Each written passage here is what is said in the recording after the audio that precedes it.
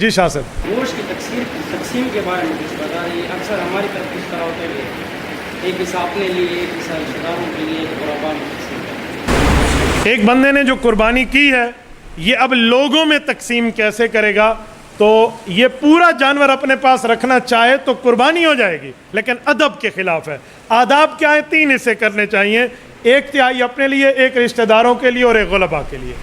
آپ یوں کر سکتے ہیں، اس طرح آپ نے رکھا ہے تو بہت بہتر ہے.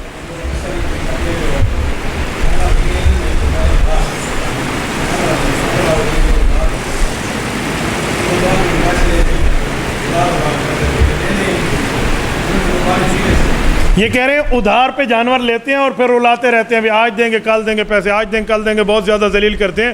تو یہ اپنی قربانی کو قبول کرانے میں کمزور کرانے والی بات ہے. جب آپ نے دوسرے کا حق پورا کر دیا تو آپ کی قربانی قبول ہو گئی، اور آپ نے حق پورا نہ کیا تب تو ہاتھ دھو کے بیٹھے ہوئے. تو یوں نہیں کرنا چاہیے. نہ دیں تو کوئی قربانی قبول نہیں ہے. یہ چوری کا جانور ہے، غبن کا، ان نے خواہ مخواہ کا لیا ہے. جی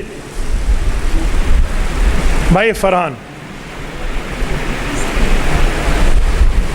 لاؤڈلی تھوڑا.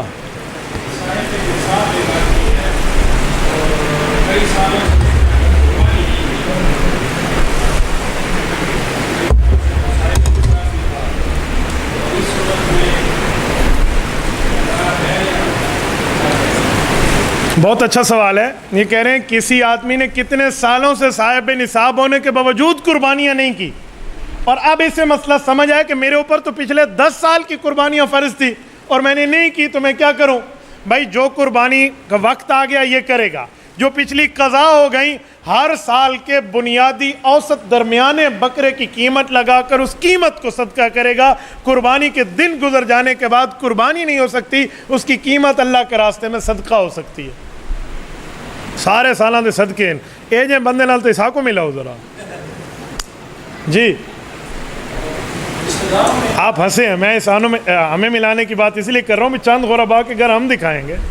رشتہ داروں میں بندہ ان کے گھر بولتے جنہوں نے قربانی کی ہوئی، ایسا کو بندہ دے سکتے اور وہ بھی دوبارہ دے دیتے ہیں. کوئی نہیں مسئلہ. آپ بالکل جس نے قربانی کی ہو اس کو بھی دے دیں، جس نے نہیں کی اس کو بھی دے دیں، کوئی نہیں مسئلہ.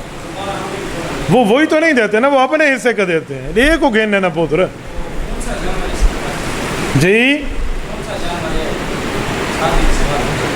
جس نے کیا وہ خود سوال کرے. خنثی جانور کی قربانی ہوگی یا نہیں ہوگی؟ خنثی جانور، ہاں ہیجڑا شی میل جانور، یہ بالکل اس کی قربانی نہیں ہوتی. ہیجڑا جانور اور ہے اور خصی اور ہے. فرق کیا کریں. میں تو بعض اوقات یہ فرق سمجھیں دے، میں کو شرم باندھی ہے بھی لوگوں کو ہیجڑے تے خصی چی فرق نہیں آتا. یہ را پہلے آنر ہوئے او کو خصی آدن، یہ را شروع تو ختم ہوئے او خنثی ہے. جس کی شروع میں ہی کوئی اس کی تذکیر و تانیث کی علامت نہیں ہے تو وہ نہ نر ہے نہ مادہ ہے، تو وہ ہے خنثی جانور، ہیجڑا جانور. اس کی کوئی قربانی نہیں ہے، یہ عیب دار ہے. لیکن وہ جانور پہلے مذکر یا مؤنث تھا، یعنی اس میں نر مادہ کی صفات تھی، اور اس کے بعد اس کو خصی کیا ہے، اس کی قربانی افضل ہے.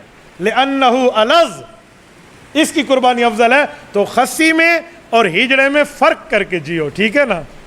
جی